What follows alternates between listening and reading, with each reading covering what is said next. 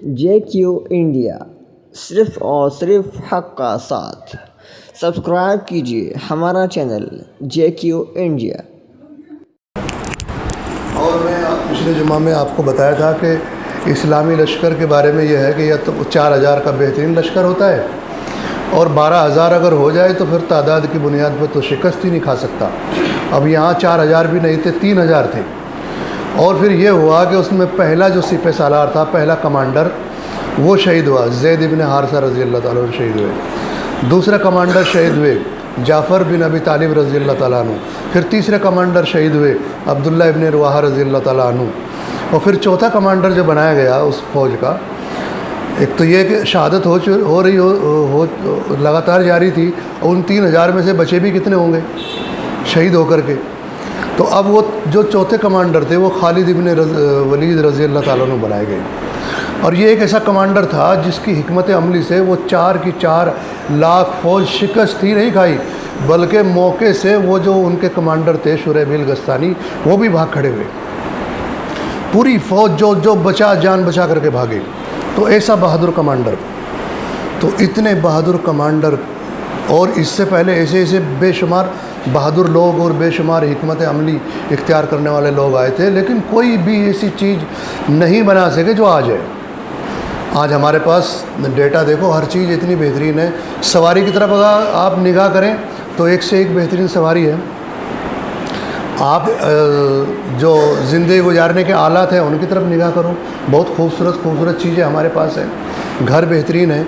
मैंने वो आगरा में जो किला है तो उसका शाहजहाँ का, जहाँ पर पहले ये कैपिटल थी हिंदुस्तान की, मैं वहाँ गया था। तो मैंने वो बाथरूम देखा जिसमें वो नूरजहाँ नहाया करती थी। बहुत खूबसूरत है वो।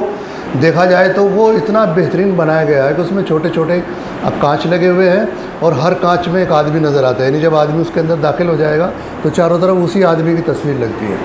लेकिन वो देखने के एतबार से अगर उस ज़माने की निगाह से देखें तो वो बेहतरीन आर्किटेक्चर, बेहतरीन कल्चर, वो बेहतरीन मसनूई चीज़ बनाई गई थी वो। लेकिन अगर आज की तरफ पे देखें तो वो कुछ भी नहीं है। यानी इतनी खूबसूरत इमारतें हमारे पास हैं। तो जो कुछ पहले था वो उससे बेहतरीन आज है। बस फ़र्क सिर्फ इतना था कि उससे पहले ज़माने में किताबुल्लाह थी, 4 किताब में से 3 किताबें आ चुकी थी, 100 सहीफ़े आ चुके थे। लेकिन अल्लाह जल्ल जलालुहु अम्मन वालों ने उसमें इंसानियत को डायरेक्शन देने के लिए सिर्फ आखरत के एतबार के अलावा कुछ नहीं था। यानी अल्लाह पाक ने उसमें ये तो कहा कि आखिरत में तुम आओगे तो तुम्हारे लिए ये है, लेकिन दुनिया में जो ये कायनात है, इस कायनात के बारे में कोई डायरेक्शन अल्लाह जल्ल जलालुहु अम्मन वालों ने उन किताबों में इस तरह से नहीं दिया था। वो ये तो था कि ज़मीन गोल है, ये इंजील में है। तो अब इंजील में जो ज़मीन के बारे में आया था, लेकिन वो किस तरह की गोल है ये नहीं था, बल्कि उन्होंने अपने जहन से गढ़ा हुआ था कि ये शायद प्लेट की तरह होगी। लेकिन कुरान करीम में ये बात इरशाद फरमाई अल्लाह जल्ल जलालुहु अम्मन वालों ने कि अब ये जो कायनात जो हमने बनाई है, दरअसल हमारा इरादा ये है कि हम इसमें जो कुछ हमने बनाया वो हम दिखाएंगे, लेकिन कितना, उसकी भी एक लिमिट है। वो लिमिट क्या है? वो लिमिट ये है कि तुम पर हक़ वाज़े हो जाए, बस इतना दिखाएंगे, उससे ज़्यादा का नहीं कि बस शुरू कर दिया तो अब वो रुकेगा ही नहीं। बस जहाँ तक तुम पर हक़ वाज़े हो जाएगा वहीं पर ये स्टॉप हो जाएगा। अब कुरान करीम जो है वो इंसान की पैदाइश के बारे में बताता है और कायनात की पैदाइश के बारे में बताता है। तो कायनात के बारे में बता करके अल्लाह जल्ल जलालुहु अम्मन वालों का एक ये भी इरशाद है कि इन्न फ़ी ख़ल्क़िस समावाति वल अर्ज़, बेशक निशानियाँ हैं ज़मीन और आसमान के पैदा होने में। अब इसमें निशानी क्या है? ज़मीन और आसमान। ज़मीन तो हम देखते हैं जिस पर हम रात दिन चलते फिरते हैं, और आसमान तो रोज़ाना नज़र आता है। तो इसमें कोई निशानी हमने तो नहीं देखी, आप में से किसी ने देखी होगी वो अलग बात है। बस यही एक निशानी है कि इस पर चल रहे हैं, फिर रहे हैं, रह रहे हैं। तो इसमें जो निशानियां हैं, जो अल्लाह पाक ने ये इरशाद फरमा कि वो अक़ल वालों के लिए है। यानी जो अक़लमंद होगा उसमें से बहुत सारी निशानियां मिलेंगी, और जो अक़लमंद नहीं है तो फिर उसके लिए एक बिछौना है ये, जिस पर वो अपनी ज़िंदगी को गुजार सकता है। तो अल्लाह पाक का इरादा ये हुआ कि हम अब तुमको कायनात के बारे में बताएंगे, तुम्हारे अंदर क्या है इसके बारे में बताएंगे, लेकिन ये बताने का मकसूद ये है कि हक़ तुम पर वाज़े हो जाए। हक़ खुल जाएगा, बस फिर हम उसको रोक देंगे, स्टॉप कर देंगे। अब ज़मीन और आसमान के बारे में अल्लाह पाक का ये इरशाद है। अब कुरान की सदाकत देखिए यहाँ पर भी। देखिए कुरान करीम में चूँकि ये आसमानी किताब है और पहली आयत में ये इरशाद है अलिफ लाम मीम ज़ालिकल किताबुल ला रैब फीह कि इसमें शक शुबा नहीं है। तो शक शुबा में उलमा की जो अक्सर राय है वो ये है कि इसके आसमानी किताब होने में शक शुबा नहीं है। आसमानी किताब है यकीनन बिलाशुबा, और भी है लेकिन ज़्यादातर जो जमहूर का कौल है वो ये है कि इसके आसमानी किताब होने में कोई शक शुबा नहीं है। अब जब ये आसमानी किताब है, खालिक का कलाम है, तो इसमें वो बात तो ज़रूर होंगी जहाँ पर जिन चीज़ों को हम देख करके हैरान रह जाए, हैरत ज़दा रह जाए, तो उसका जिक्र इसमें ज़रूर होगा क्योंकि बनाई हुई उसकी है वो। अब जब वो उसकी बनाई हुई, देखिए हमारे मुल्क में बहुत सारी किताबें हैं जो हमारे दूसरे मज़हब के मानने वाले हैं, उसमें बेहतरीन चीज़ें हैं और अच्छी तालीमात हैं, लेकिन उसमें जो जानवरों के ज़िक्र किए गए हैं उसमें डायनासोर का जिक्र नहीं है और उसमें ज़ेबरा का भी जिक्र नहीं है, क्योंकि ज़ेबरा जो है वो हमारे मुल्क का जानवर नहीं है। इसलिए उन किताबों में और जानवरों का जिक्र है, शेर का है, शेर पर तो सारी देवी देवता बिठाए हुए हैं क्योंकि ताकत है उसमें। बाकी वो ज़ेबरा का जिक्र उन किताबों में कहीं से कहीं तक नहीं आया। क्यों? क्योंकि वो इस मुल्क का जानवर नहीं है। तो इससे पता चलता है कि वो किताब एक इंसानी जहन ने लिखी, क्योंकि वो इंसानी जहन था और सफ़र करके ऐसी जगह नहीं जा पाया जहाँ पर ज़ेबरा रहता हो। लेकिन चूँकि ये किताब खालिक कायनात की है, इसलिए उसने उन बातों का जिक्र किया जो इंसानी अक्लों से बालातर है, दूर की चीज़ है, उन चीज़ों का जिक्र किया। अब वो क्या है? अल्लाह पाक ने इंसान को पैदाइश का भी जिक्र किया। एक तो ये कि हमने तुमको एक जान से पैदा किया, और वो जान कौन है? हज़रत आदम अलैहिस्सलाम। अब बाद में इस पर एक बड़ी डिस्कस हुई, और वो डिस्कस ये थी कि भाई इंसान के अंदर जो क्रोमोसोम है वो एक्स और वाई है, और जो औरत है उसमें एक्स और वाई दोनों नहीं है, उसमें सिर्फ एक है। जो जेंट्स है, जो जेंडर में जेंट्स है उसके अंदर दो हैं, और जो फीमेल है उसके अंदर एक है। तो उन्होंने ये सोचा कि अगर फ़र्ज किया जाए, आदमी को हटा दिया जाए, जैसा कि औरत से बच्चा पैदा होता है, तो औरत को अगर सिर्फ रख लिया जाए तो ये कायनात को पैदा नहीं कर सकती, क्योंकि इसके लिए कंपलसरी है जेंडर में से जेंट्स का होना, तभी जा कर के वो दोनों क्रोमोसोम के मिलने से ये बच्चा पैदा होता है। यहूदियों ने हुजूर अलैहिस्सलाम से सवाल किया था कि कभी जब बच्चा पैदा होता है तो कभी तो लड़की पैदा हो जाती है और कभी लड़का पैदा हो जाता है, तो इसकी क्या वजह है? क्योंकि ये बात अल्लाह जल्ल जलालहू अम्मन वालों ने तौरात में बताई थी कि लड़का और लड़की बनने का सिस्टम क्या है, वो क्यों बन जाते हैं।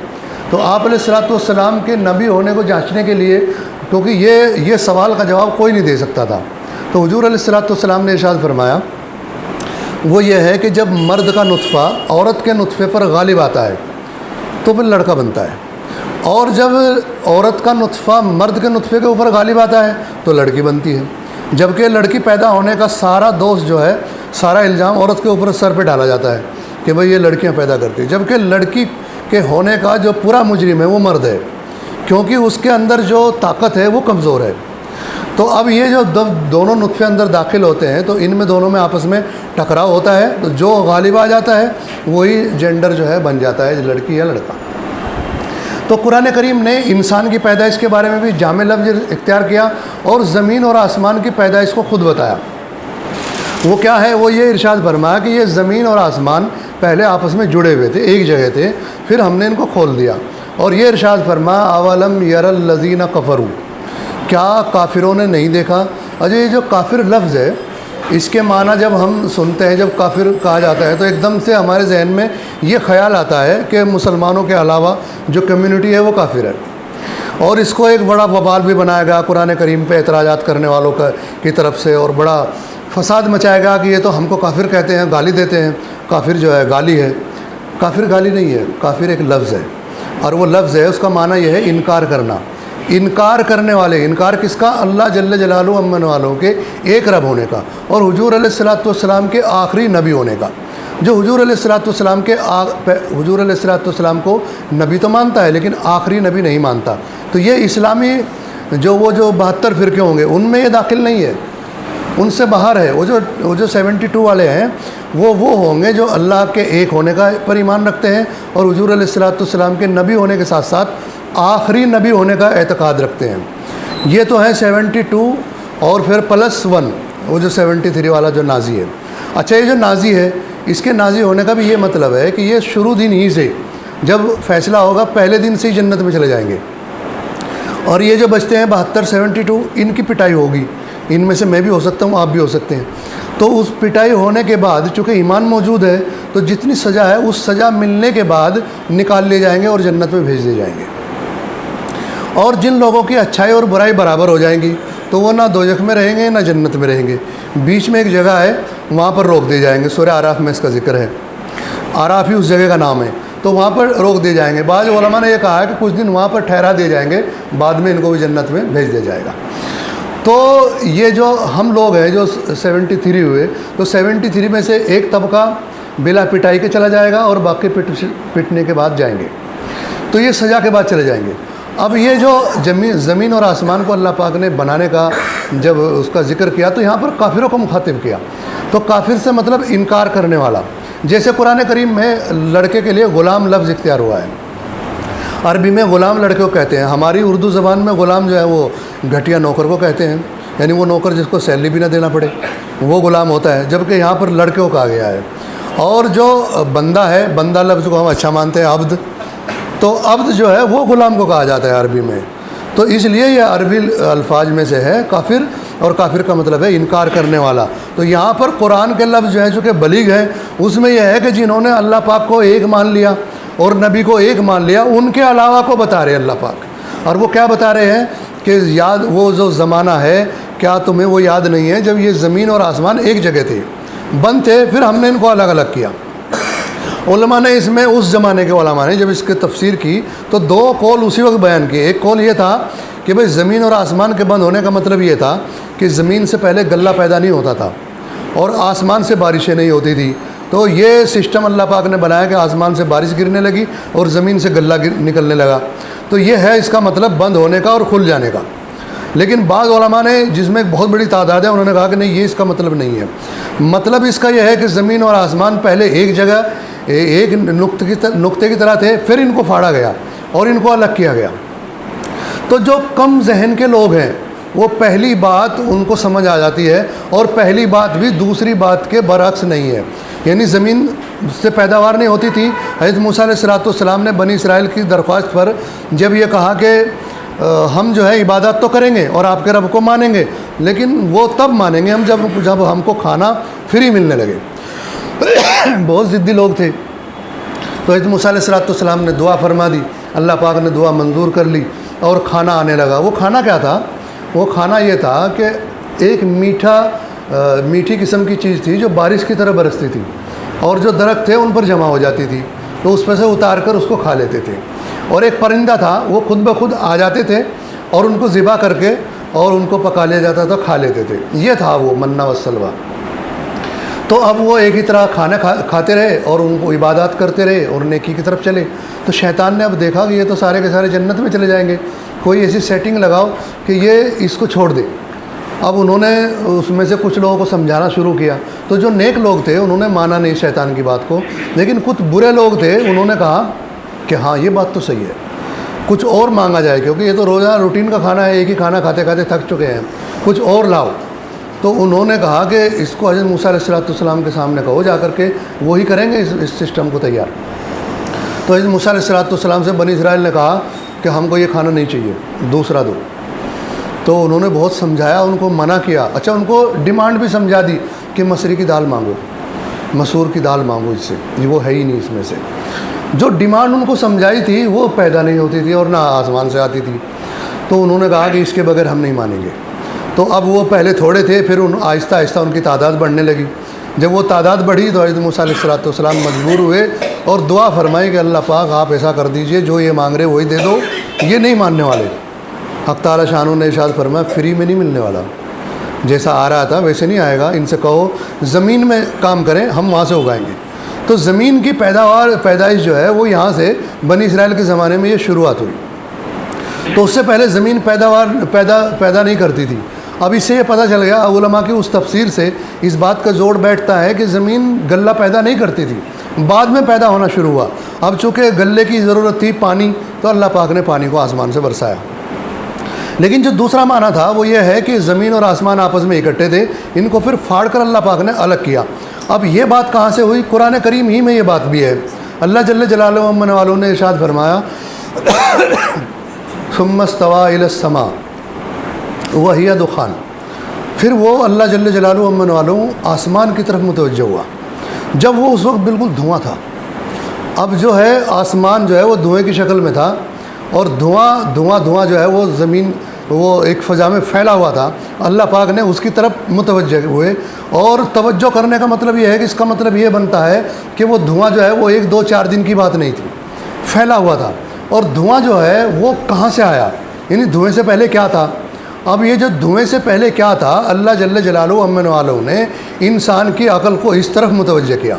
कुरान करीम में है सब्बिह इस्मा रब्बिकल्लज़ी खलक़ सब्बिह इस्मा रब्बिकल्लज़ी, है क्या याद किसी को? हाँ पढ़ो ना। वल्लज़ी क़द्दरा फ़हदा, यहाँ पर अल्लाह जल्ल जलालुहु अम्मन वालों ने इरशाद फरमाया कि वो परवरदिगार, उसकी तस्बीह करो जिसने तुमको पैदा किया और पैदा करने के बाद इस तरह का डायरेक्शन दिया तुमको कि तुम्हारी तमाम ज़रूरियात की चीज़ें तुम्हारी अक़ल में आने लगेंगी, ऐसा उसने तुमको बना दिया। और फिर ये सिर्फ तुम्हारे यानी खासियत इंसान के अंदर नहीं बनाई उसने, ये खासियत तमाम मखलूक के अंदर पैदा कर दी। तमाम मखलूक़ात अपने तमाम फ़ायदे को खुद ब खुद जानती है। किसी मखलूक को किसी यूनिवर्सिटी में जाकर के तालीम लेने की कतई ज़रूरत नहीं है कि वो अपने मफाद की चीज़ों को समझे। बस वो जो दरिंदे हैं वो शिकार करना समझ जाते हैं और जो परिंदे हैं वो उड़ना जान जाते हैं। और सबको आ जाता है, सबको सारी चीज़ें मालूम है और खाने की चीज़ें भी मालूम है। जिसका जो खाना अल्लाह पाक ने मुकर्रर किया वो वही खाना उसके पास है। शेर जो है वो दरिंदा है, गोश्त खाता है, और जो जानवर दरिंदे नहीं हैं वो घास खाते हैं। तो घास वाले गोश्त नहीं खाते और गोश्त वाले घास नहीं खाते। लेकिन इंसान को अल्लाह पाक ने दोनों वैरायटी का बनाया, वो गोश्त भी खाता है और घास से बनी हुई चीज़ें भी खाता है। तो अल्लाह जल्ल जलालुहु अम्मन वालों ने इंसान के अंदर ये जो कैपेसिटी पैदा की, इसमें इंसान ने बहुत सारी चीज़ों को अपडेट किया जो पहले से नहीं थी। कुरान करीम में कुछ फ़लों का जिक्र है, सारे फ़लों का जिक्र नहीं है, लेकिन वो फल इन्हीं की बुनियाद पर बने।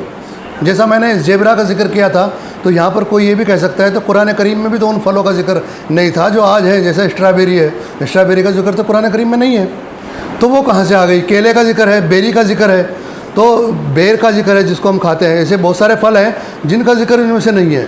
लेकिन आप एक बात देखिएगा कि जब हम किसी चीज़ को बना रहे होते हैं, जिन्होंने बनाई है, तो वो एक दूसरी दो चीज़ों को मिलाते हैं तो तीसरी चीज़ बन जाती है। जैसे आम है, आम पहले देसी आम के तौर पर हुआ करता था। अब ये जो दशहरी है, लंगड़ा है, चौसा है, ये पहले नहीं थे, लेकिन ये उन्हीं आम से पैदा हुए, तो वही उनका बीज है। कोई तीसरी चीज़ बन करके कहीं से खुद ब खुद उठा करके नहीं लाए, बल्कि इन दो को इकट्ठा किया तो तीसरी चीज़ बन गई।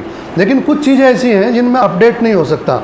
अब अगर दशहरी में अपडेट करना चाहे तो दशहरी अपनी शक्ल खो देगी और उसका जायका और वो सिस्टम बदल जाएगा। हो सके इससे अच्छी चीज़ कोई बन जाए, लेकिन ये फल ख़त्म हो जाएगा। तो एक फल ख़त्म होगा तो दूसरा बनेगा।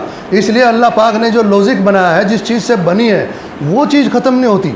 उसमें से आप जितने चाहे बना लो, एक दशहरी बनी तो लंगड़ा भी बनाओ, चौसा भी बनाओ, वो ख़त्म नहीं हुआ, वो अपनी शक्ल पर बाकी है। लेकिन अगर इनमें अपडेट करेंगे तो ये ख़त्म हो जाएंगे। ये इंसान की सिफत है कि वो जिस किसी चीज़ को पैदा करता है तो उसके बाकी रखने का इंतज़ाम उसके पास नहीं है। इसलिए वो असबाब के अंदर से असबाब को पैदा करके असबाब के सिस्टम को असबाब से मिलाकर के कोई चीज़ बनाता है।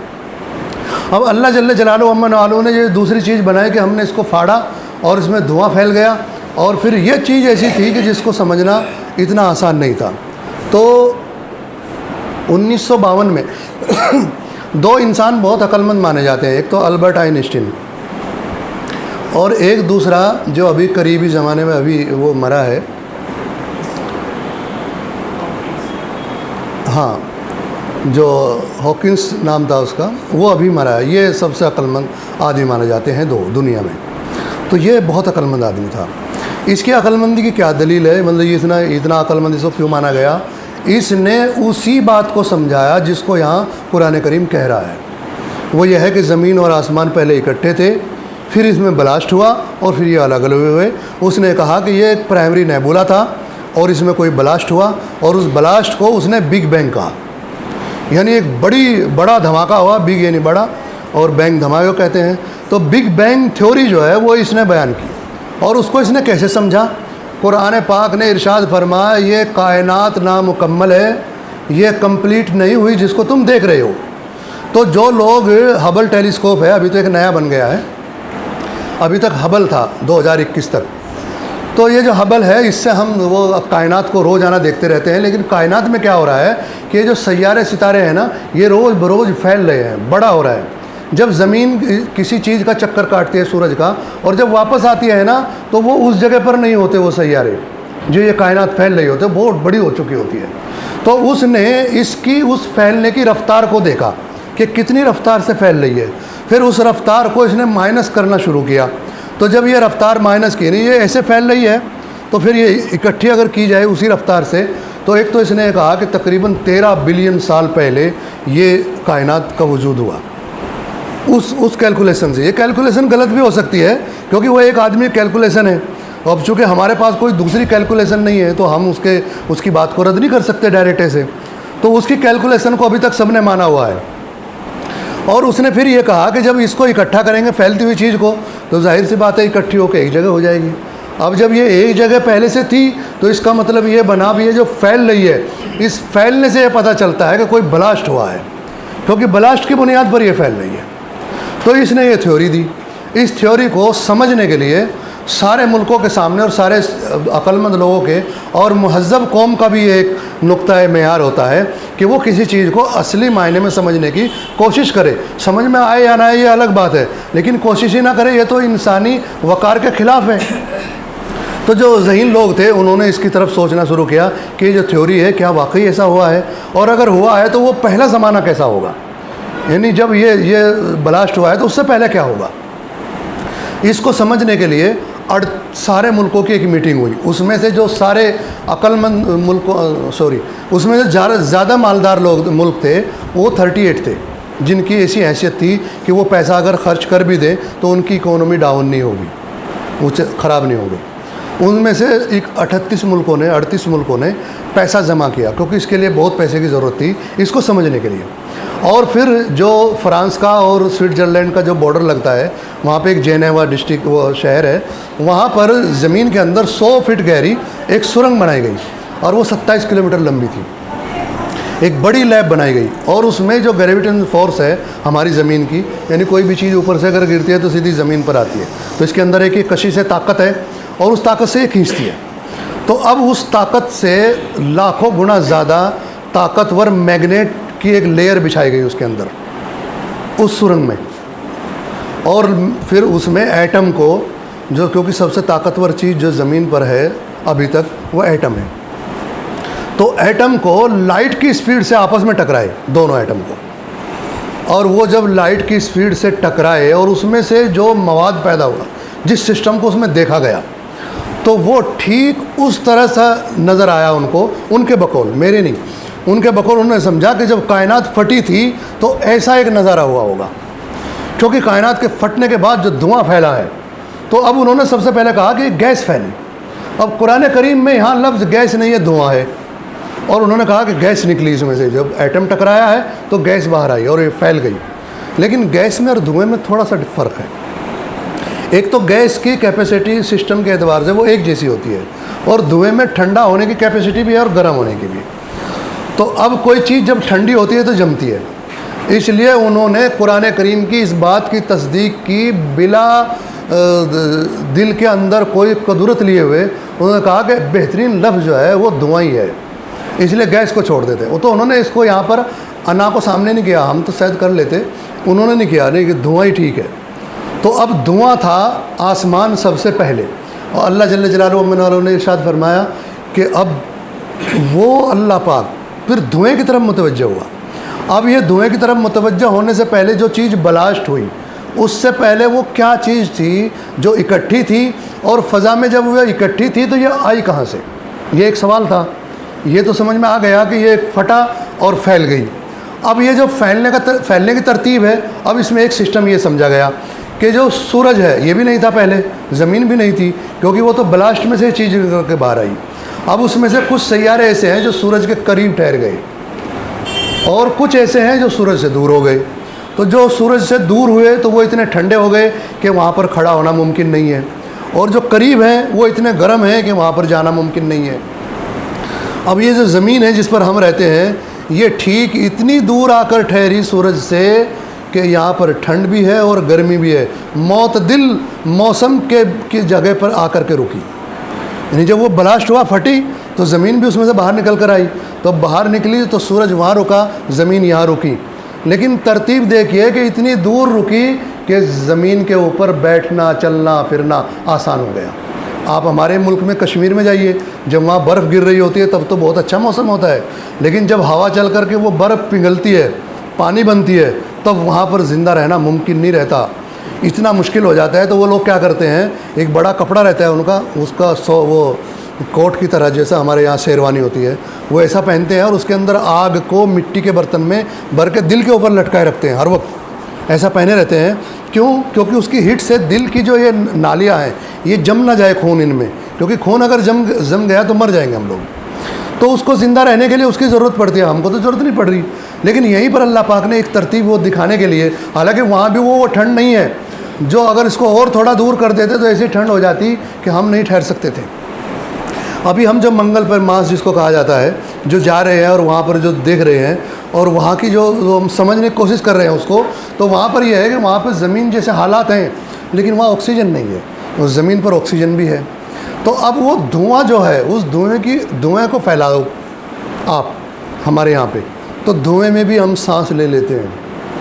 लेकिन अगर गैस पार्टिकल किसी चीज़ की आ जाए जो इंसानी बॉडी के पर खिलाफ हो, तो उसमें हम मर जाएंगे। ऐसे बहुत सारे ब्लास्ट होते हैं जहाँ पर लोग उस गैस से मर जाते हैं, लेकिन धुआं कहीं भी होए मरते नहीं। जैसे कुरान करीम में एक वो सूरह दुखान है, उसमें एक निशानी बयान की गई। वो निशानी ये है कि क़यामत के नज़दीक ज़मीन से धुआं निकलेगा। अब ये धुआं जो है वो 2007 में आयरलैंड के अंदर निकला था, और मैं उस वक्त हरियाणा में था, 2007 की बात है, ये सुबह के वक्त में निकला था वो। तो जब वो धुआं निकला है बाहर, तो सूरज उस वक्त वो बेरौनक हो गया था और रात का अंधेरा हो गया था। जैसे रात को अंधेरा होता है ऐसा अंधेरा हो गया था, लाइटें जल गई थी और गाड़ी की जो वो लाइटें हैं वो जल रही थी। ये मैं जहाँ था वहाँ मैंने देखा, जहाँ मैं नहीं था मुझे नहीं पता बॉम्बे का क्या हाल हुआ होगा, मुझे उस वक्त मालूम नहीं है। लेकिन ये उस वक्त में चूँकि एक हिंदुओं की एक किताब है महाभारत, उसमें यह है कि जब वहाँ लड़ाई हो रही थी तो वहाँ के एक आदमी ने वो एक चक्कर फेंक करके सूरज को छिपा दिया था, तो वहाँ भी अंधेरा हो गया था। तो उन्होंने कहा अखबार वालों ने कि ये वो वापस वो परले आई है जो उस वक्त हुआ था, यानी ऐसा अंधेरा खड़ा हुआ। हालांकि कुरान करीम ने यह बात इरशाद फरमाई है कि कुर्ब क़यामत के नज़दीक ज़मीन से ये धुआं निकलेगा और ये क़यामत के आने की निशानी है। हुजूर अलैहिस्सलाम भी निशानी है क़यामत के आने की, क्योंकि आप अलैहिस्सलाम ने इरशाद फरमाया कि मैं और क़यामत ऐसे हैं, ये छोटी उंगली और ये बड़ी, थोड़ी सी बड़ी है, बस इतना फासला है, बाकी मैं क़यामत के बिल्कुल सिरे पर आया हूँ। तो इसलिए बहुत सारी निशानियाँ कुरान करीम ने बयान की है। ईसा अलैहिस्सलाम के बारे में है कि वो जब आएंगे खिंजीरों को कत्ल कर देंगे, जनेऊ काट देंगे। तो मुझे एक वो शकीली मिला, उसने कहा कि देखिए जो शकील बिन हनीफ़ है उसका दावा सच्चा है क्योंकि वो मेहंदी है ना। कैसे? उन्होंने कहा कि देखिए ईसा अलैहिस्सलाम आएंगे, खिंजीरों कत्ल कर देंगे, और एक बहुत बड़ा जलजला आएगा। जो अभी सुनामी आई है, उस वक्त सुनामी आई थी वो जापान वाली, इंडोनेशिया की तरफ को, तो देखिए ये जलजला आया है, इस जलजले का जिक्र है। और एक ये है कि खिंजीरों कत्ल किया जाएगा, स्वाइन फ्लू आया है, और स्वाइन फ्लू जो है वो उसने सारे खिंजीर मार दिए। अच्छा, फिर उसने कहा कि देखिए धुआं भी निकल आया आयरलैंड का, हमें याद हो या ना हो, उन्हें याद है क्योंकि वो निशानी बयान करके सेटिंग कर रहे हैं। अच्छा, ये जो मेहंदी होने का दावा करते हैं ना, इन पर बेचारों पर एक बड़ी मुसीबत ये है कि वो सच्चा होने के लिए सारी रिवायतें ढूंढते हैं कि भाई देखो ये रिवायतें और इस हिसाब से मैं सेटिंग पे बिल्कुल मैं फिट बैठ रहा हूँ। अब ये होता है चूँकि इससे आगे चलना होता है, अपडेट है उसमें, क्योंकि हर बातिल में अपडेट है, हक़ में अपडेट नहीं है। तो अब उसमें अपडेट होती है, वो क्या है, तो वो फिर वो ईसा का दावा ठोकते हैं। ईसा का दावा जब वो ठोक देते हैं, फिर उनको फ़िक्र होती है दज्जाल के लाने की। अब दज्जाल कहाँ से लाएँ? क्योंकि जैसे मिर्ज़ा कादियानी ने कहा कि मैं ईसा अलैहिस्सलाम हूँ, तो अब उन्होंने सोचा कि भाई दज्जाल कहाँ से लाए, तो उसने कहा अमेरिका ही दज्जाल है। और अब दज्जाल चूँकि गधे पे सवार होगा, अब गधा भी एक सेट करना पड़ता है, गधा कहाँ से लाएं? तो उसने क्योंकि उस वक्त में कहा कि ये जो रेल है ना, यही दरअसल गधा है दज्जाल का। जो रेल है, ट्रेन जिसमें हम बैठ के जाते हैं, ट्रेन जो है वो दज्जाल का गधा है और अमेरिका दज्जाल है। और जो ये जितने भी दावे ठोकने वाले हैं, सबके सामने ये मजबूरी है कि वो दज्जाल को लाएँ और दज्जाल की सेटिंग करें, और फिर वो रिवायत सेट करके और बेवकूफ़ लोगों का एक जमावड़ा उनकी तरफ हो जाता है। तो अब मैंने उनसे कहा कि आयरलैंड का धुआं तो ठीक है, क्योंकि वो तो कुरान करीम ने कहा 1 हफ्ते तक यूरोप की उड़ानें बंद थी, उसमें इतना ज़्यादा था वो। मैंने कहा लेकिन 2 बातें आप गलत कह रहे हो। उसने कहा कि वो आलमगीर जलजला होगा, और ये सिर्फ जापान में आया, एक बात अगर जलजला माने, और ये जलजला नहीं था बल्कि एटम रिएक्टर फटा था, उसकी वजह से जापान में वो सुनामी आई। तो इसलिए तुम्हारी बात झूठ। और दूसरा जो तुम कह रहे हो कि स्वाइन फ्लू आया और सूअर मर गए सब, तो मैंने ये बात कही कि स्वाइन फ्लू नाम की कोई बीमारी अभी तक नहीं आई। ये वक्त वक्त पर एक बीमारी का हौवा खड़ा करते हैं, और उस हौवे को खड़ा करने के पीछे बहुत सारे मकासद हैं। आप सिम्पसन कार्टून की सीरीज़ देखिए, उस सीरीज में ये जो कोरोना नाम की बीमारी है ना, ये 15 साल पहले बयान हुई। उसमें 15 साल पहले कोरोना आता है, और जो कंपनी वैक्सीन बनाएगी उस कंपनी का लोगों के साथ उसमें नाम है। आप देख लीजिए, मैंने खुद देखी वो, और वो लोगों के साथ उसी कंपनी का उसमें नाम है कि ये वैक्सीन बनाएगी। लेकिन उसमें जो अगली खबर है वो भी कमाल की है, वो ये है कि कोरोना 2021 में ख़त्म नहीं होगा। वैक्सीन चालू रहेंगी लेकिन मरेगा नहीं कोरोना आता ही रहेगा। इसलिए पहली लहर आई, दूसरी आई, और एक कमाल और इसमें यह है कि इसकी लहर का गवर्नमेंट को मालूम होता है कि ये कब आएगी, क्योंकि ये लहर लॉन्च कब होगी, ये डेट बराबर याद रहती है। तीसरी लहर हमारे ही मुल्क में लॉन्च हो गई थी, लेकिन वो जो लहर पैदा करने वाला मुल्क है वो मार खा गया। उसने मार खाई, उस मार की वजह से उसका खुद ज़हनी तवाज़ुन ख़राब हो गया, तो वो डेट नहीं बता पाया, इसलिए तीसरी लहर रुक गई। हो सके थोड़े दिन बाद आए। मैं कोरोना का कतई मुखालिफ नहीं हूँ। क्यों? क्योंकि गवर्नमेंट ने 2 वैक्सीन लेने के लिए कहा, मैंने भी वो सर्टिफिकेट मेरे पास भी है दोनों वैक्सीन का। क्यों? क्योंकि सफ़र करना है, जाना है, उससे कोई मुखालफत नहीं है। क्योंकि हम क्यों लड़े उस बात के लिए जिससे हमें कोई प्रॉब्लम नहीं हो रही। लेकिन इसके पीछे के जो मकासद हैं वो बहुत ख़तरनाक है। इसलिए वो इस जैसे बेवकूफ़ तो नहीं बनना चाहिए कि हम किसी बात को यूँ ही उठाकर किसी की मान लें। हाँ, ये है कि जब वो कोई चीज़ हमसे टकरा नहीं रही है तो हम उसमें हुक्मरान की इताअत इसलिए करें। कुरान कहता है वो ये है कि तुम उलुल अम्र की इताअत करो, अल्लाह उसके रसूल की बात मानो, और जो तुम्हारे हुक्मरान हैं, तुम पर हुकूमत करते हैं, उनकी बात को मानो, उनसे टकराओ मत, बल्कि उनकी बात को उस कदर मानो जब तक वो तुम्हारे लिए ऐसी तंगी पैदा ना कर दे जहाँ तुम्हारा ईमान सल्ब हो जाए। अगर ऐसी तंगी आ जाए तो फिर उस जगह को छोड़ दो, क्योंकि ये कुरान करीम में सूरह कहफ को लाकर अल्लाह पाक ने ये बात भी इरशाद फरमाई। अगर आप कमज़ोर हैं तो वो शहर, वो डिस्ट्रिक्ट, वो गांव छोड़ दो और जंगलों में दूर दराज निकलो। अल्लाह पाक ने ज़मीन को वसी किया है, तंग नहीं किया है। अल्लाह पाक तुम्हारे लिए वहाँ आसानी बनाएगा। हज़रत ईसा अलैहिस्सलाम खुद अपने मानने वालों को लेकर के इन हिसार मुनहसिर हो जाएंगे उस वक्त में जब वो याजूज माजूज आएंगे। तो इसलिए अगर ताकत नहीं है कि ईमान को बचाने की लड़ करके, तो लड़ने की ज़रूरत नहीं है। आप अपने ईमान को बचाने के लिए ये रास्ता इख्तियार करें, और ये सबसे आसान है।